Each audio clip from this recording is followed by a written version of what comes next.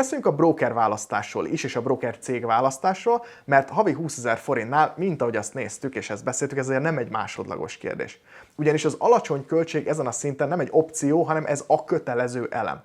Szerencsére több jó alacsony költségű opció is elérhető már azért Magyarországon is, meg Európában is. Viszont különböztessük meg a TBS-es opciókat és a nem TBS-es opciókat.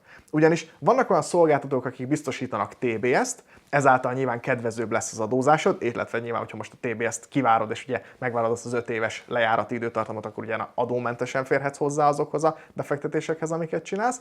Másoknál viszont ez még nem elérhető Magyarországon.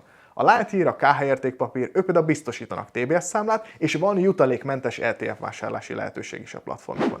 Az XTB, az eToro, a Revolut egyelőre nem, viszont mondjuk a Revolutnál a bankkártyádat is tudod kezelni, és ugye egy appon belül tudod kezelni a mindennapi pénzügyeidet is, meg ugye kapsz egy bankkártyát is hozzá. Ha pedig nem Magyarországon élsz, hanem mondjuk valahol Európában, akkor még szóba jöhet a Trading 212, a Scalable Capitalok, főleg a német nyelvterületen, Spanyolországban és a német nyelvterületen viszonylag nagyok, illetve Olaszországban, vagy mondjuk a DeGiro is, ők leginkább az északabbi országokban nagyon nagyok, ők mind-mind szóba jöhetnek.